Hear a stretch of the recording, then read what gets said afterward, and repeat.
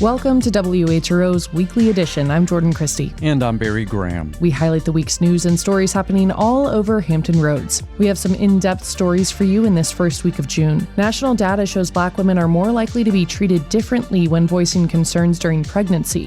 One local mother turned her loss into support for families struggling with stillbirths and grief. I would say things and they kind of brushed it oh no, you're okay. Don't worry about it. The USS Gerald R Ford is back in Norfolk. That means an overhaul of the plumbing system is underway after dealing with faulty toilets for a year at sea. The region's transportation group is figuring out how exactly driverless cars will impact traffic, for better and for worse.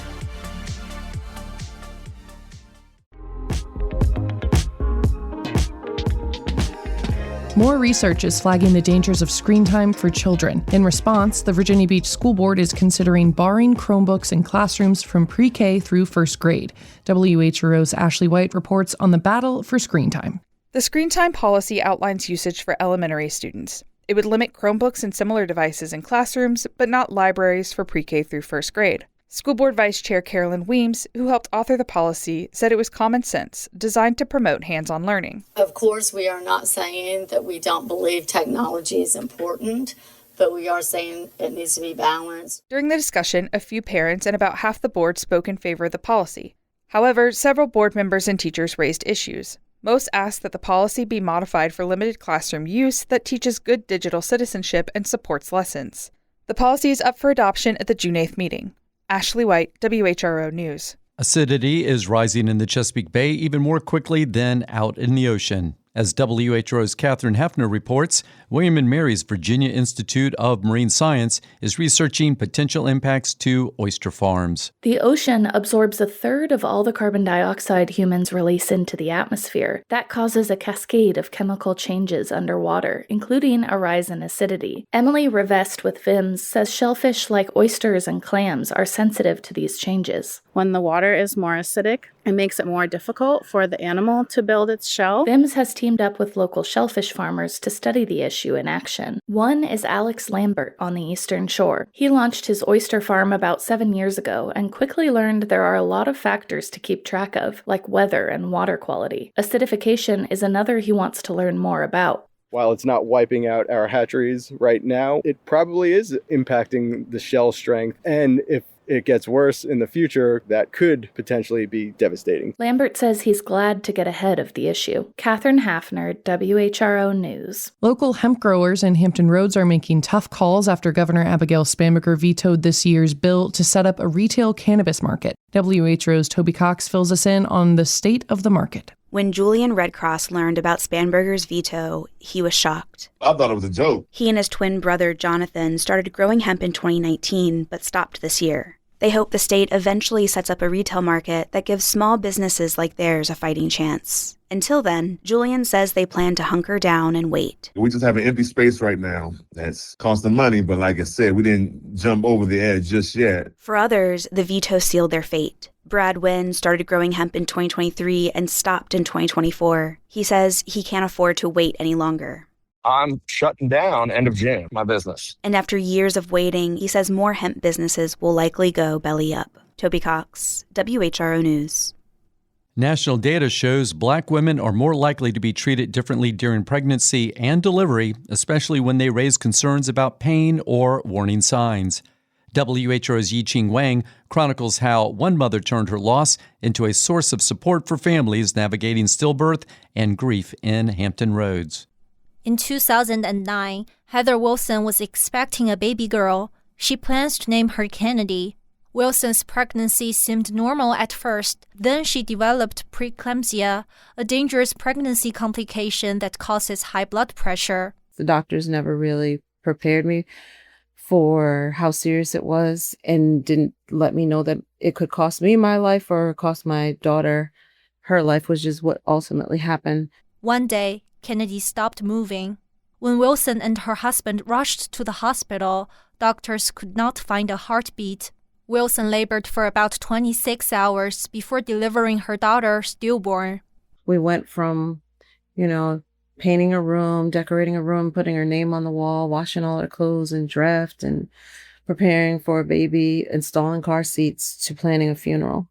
As her family navigated the loss, they ran into another problem. There was nothing small enough for Kennedy to wear. So they were even looking at like doll clothes. And even though she was 5 pounds, and though there may be preemie clothes in the store, they're not appropriate for a funeral. They're onesies. Years later, Wilson turned that painful memory into Kennedy's Angel Gowns, a nonprofit that makes burial gowns for babies from donated wedding dresses. Inside her Virginia Beach home, one bedroom has been turned into a sewing workspace. Almost 100 angel gowns hang in neat rows, with colorful threads and ribbons stored on the shelves below. Made in soft colors like white, cream, or pink, the tiny satin and lace gowns are provided to families free of charge. National data show Black women are about twice as likely as white women to experience stillbirth. Studies have found women of color were more likely to say they were mistreated during labor and delivery, including being shouted at or ignored. Wilson feels that happened to her. Malin Key, who used to live in Hampton, says her experience with pregnancy and the medical system in Hampton Roads was another such case. Her son, Masai, was stillborn after she went into labor. I would say things and they kind of like burst it, like, oh no, you're okay. Don't worry about it.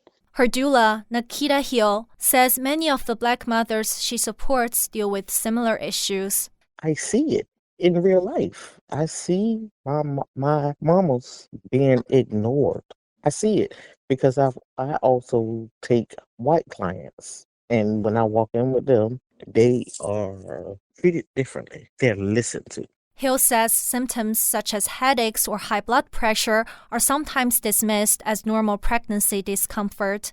Jennifer Lesko is an associate professor at Virginia Commonwealth University's Department of Obstetrics and Gynecology. She says VCU is trying to identify risks such as hypertension and obesity, so doctors can monitor patients more closely before a pregnancy becomes dangerous. We need to improve access to preconception counseling and care so that patients can come in and understand sort of their general risks. Her department also works with the state's pregnancy loss initiative to help parents navigate grief after a miscarriage, stillbirth, or infant loss.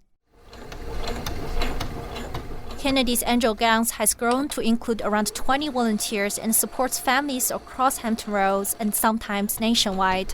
The group now funds funerals, runs support groups, and trains doulas to help parents navigate pregnancy loss. A decade after she made the first angel gown, Heather Wilson distributes 4 or 5 gowns every week. I'll never stop doing it. As long as there's a need for these gowns, I'll be sewing them. Yiqing Wang, WHRO News.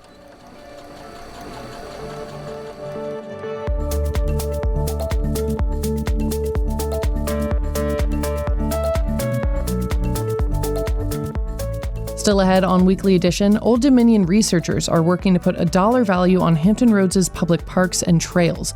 But first, Virginia had until Monday to implement a federal court order that's expected to let thousands of people vote. Critics say the state hasn't done enough to follow the order. VPM News' Dean Mirshahi has the latest.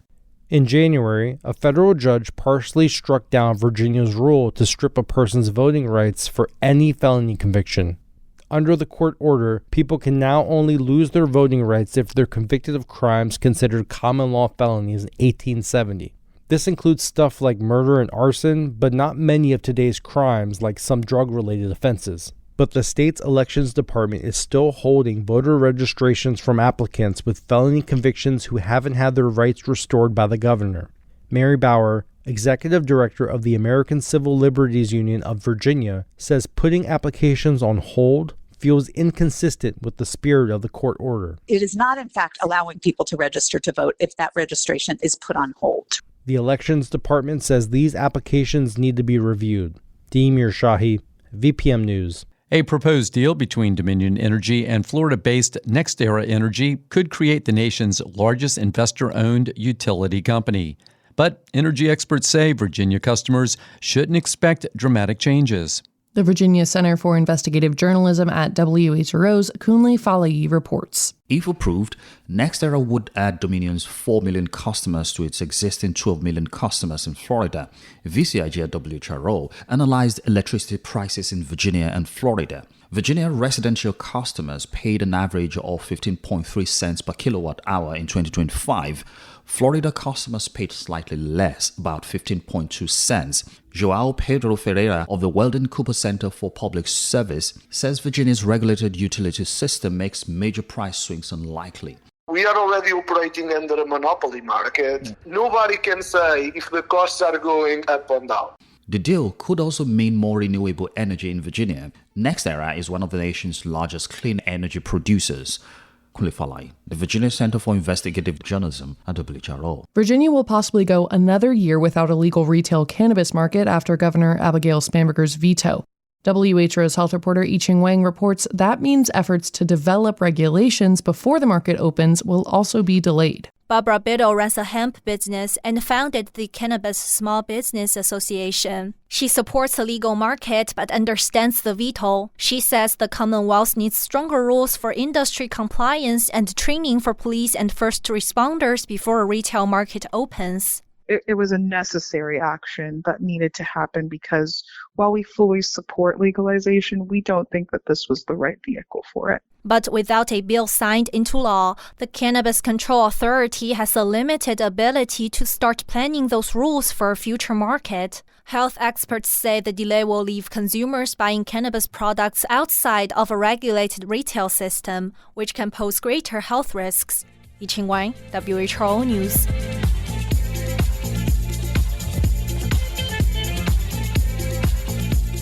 The USS Gerald R. Ford, a $13 billion aircraft carrier, spent nearly a year at sea with a faulty toilet system. Now, the ship is back in Norfolk, which means the plumbing can be overhauled to fix the issues.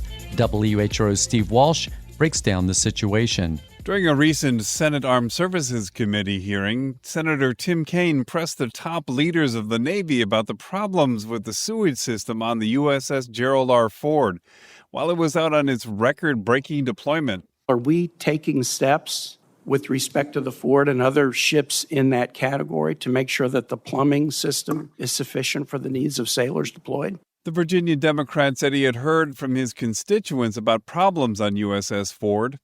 The carrier received increasing scrutiny as the Ford went from the military operation around Venezuela to the war in Iran.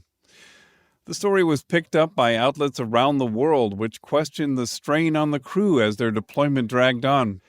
Chief of Naval Operations Admiral Daryl Cottle pushed back on the seriousness of the issues with the toilets, which the Navy calls heads. So this is a less than a 1% problem. Now, it's a significant problem when the heads are down, right. but the time between somebody flushing a T-shirt in there, a rag in there, something else in there that's not supposed to be by our procedure, till it was up again is like a couple hours. NPR was originally contacted by a parent of a sailor on board the Ford about the plumbing problems.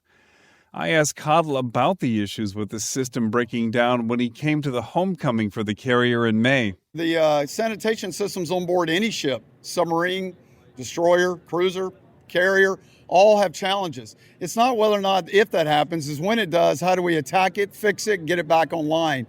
And the team on Ford, is very good at that. It's more of a vacuum drag system, and they're extraordinary at keeping it up online. Still, the Ford is getting an upgrade, says Rear Admiral Kayvon Hakimzadeh, commander of Norfolk Naval Shipyard. The problems on the Ford were known since before the carrier was finished being built.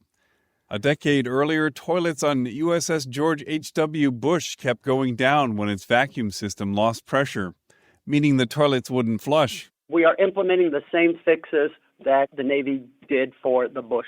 Emails reviewed by NPR show hull technicians on the Ford were asking sailors help to find leaks among the hundreds of toilets. A loose valve in one area can cause all of the toilets in that part of the ship to fail. Rear Admiral Hakimzadeh says they will install more valves so sailors can isolate the problems more quickly. Right now, it's essentially in quarters. The new system subdivides it significantly further so that a problem in one bathroom doesn't cut off a quarter of the ship. Given all the plumbing issues, the ship also requires an acid flush to clean the pipes.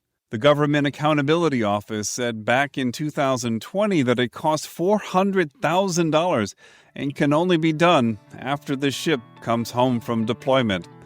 For NPR News, I'm Steve Walsh in Norfolk, Virginia.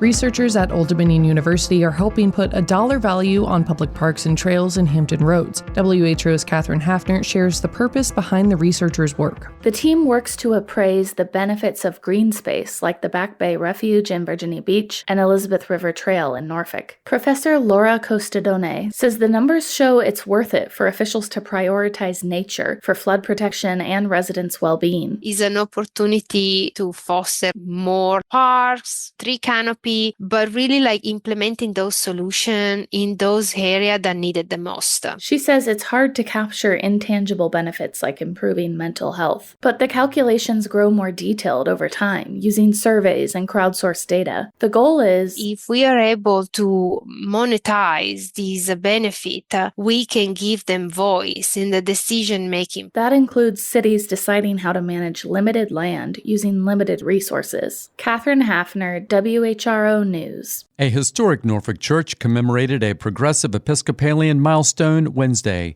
WHO's Denise Watson shares more. Christ in St. Luke's Episcopal Church will host a Gay Pride Eucharist, a first-ever celebration for the Episcopal Diocese of Southern Virginia.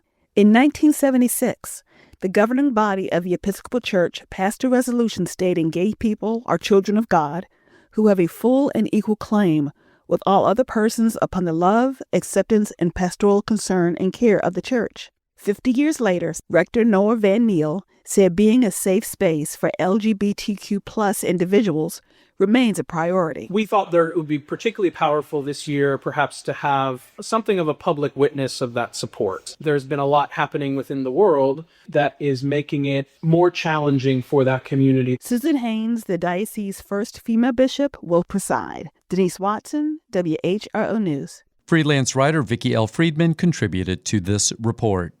The group that plans the region's transportation projects is considering how driverless vehicles may change traffic in Hampton Roads, for better or for worse. WHO's Toby Cox wades through the traffic to give us this report. The Hampton Roads Transportation Planning Organization released the latest iteration of its long-term plan. It looks at how our travel habits may change between now and 2050, and how the region should prioritize different projects. Dale Stith leads the team behind the plan. She says something they factored in is driverless vehicles. We recognize when we're looking out 25 years that will be part of the system. She says autonomous vehicles may make people more mobile who can't drive themselves. Driverless cars could make public transit more flexible, but solving one problem could create another. You might not need parking if these cars can just circle the network, but then that could make congestion worse. Stith says the plan considers other factors too, like how flooding could affect travel and where employment opportunities may be. It recommends $15 billion worth of priority projects over the next few decades. Toby Cox, WHRO News. Hemp, the type of cannabis plant bred for its strong fibers and health benefits rather than psychoactive properties, has a long and storied history in the Commonwealth. WMRA's Sarah Prince talked with hemp businesses in Virginia about how they process the crop and the regulatory challenges they face. Hemp has been part of human history for thousands of years. At Pure Shenandoah in Elkton, a banner stretches across the wall tracing hemp history back to 8000 BC. Abner Johnson is the Chief Operating Officer of Pure Shenandoah. And then we discovered some healing properties of it early in 2800 BC.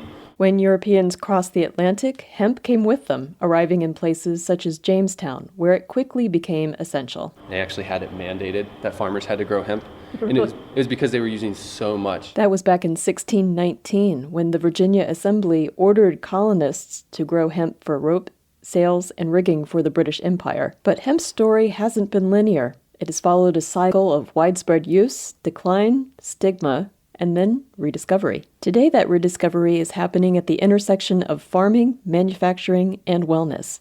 And Pure Shenandoah is helping build up that rediscovery as both a hemp grower and processor, especially since hemp farming has been on the decline in Virginia after the market was oversaturated 6 years ago. As far as growing hemp is concerned, the methods depend on what it's used for.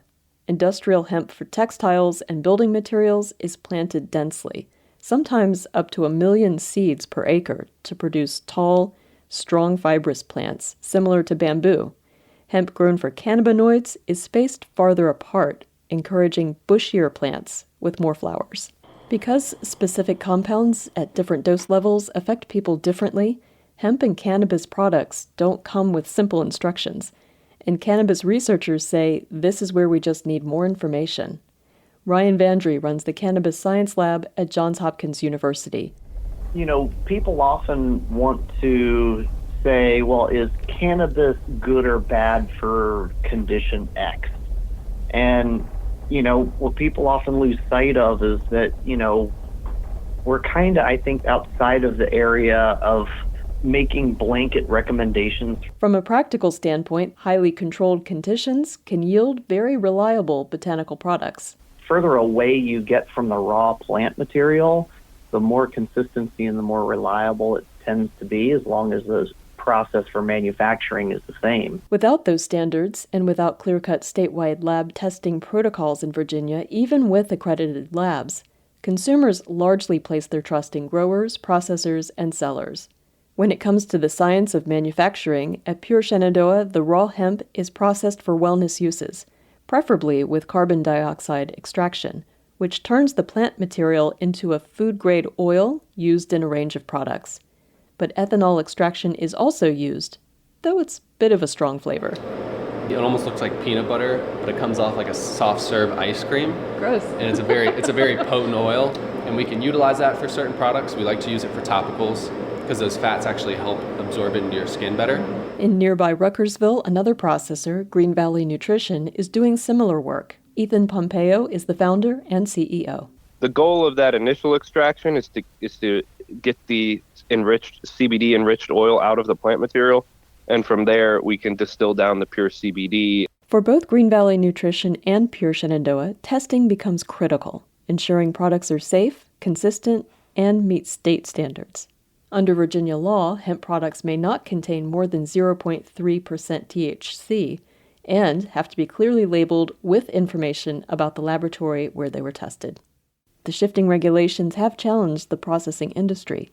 The regulatory hurdles are a concern for farmers as well. According to Pompeo, many have stopped planting hemp because they're waiting to see what happens with marijuana legalization. And unfortunately, a lot of people were led to believe that this was going to get like tobacco land out of that rut, in Southwest Virginia in particular, grow hemp, and you have a bright future. And that's just not how it played out at all. The effect, says Pompeo, has been economic, pushing some processors to start looking across state lines for hemp to purchase. Still, hemp's potential remains on many fronts, just as it has for thousands of years. And like its past, hemp's future may depend less on the plant itself and more on whether the systems around it are ready and capable to support it. I'm Sarah Prince. You've been listening to WHRO's Weekly Edition. We had help today from WHRO's Toby Cox, Vicki L. Friedman, Catherine Hafner, Steve Walsh, Yi-Ching Wang, Denise Watson, and Ashley White.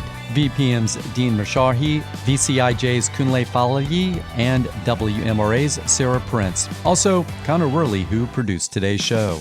And a reminder that you can always catch full episodes on the Weekly Edition podcast feed. You can get your news updates at WHRO.org and the WHRO Reports podcast feed.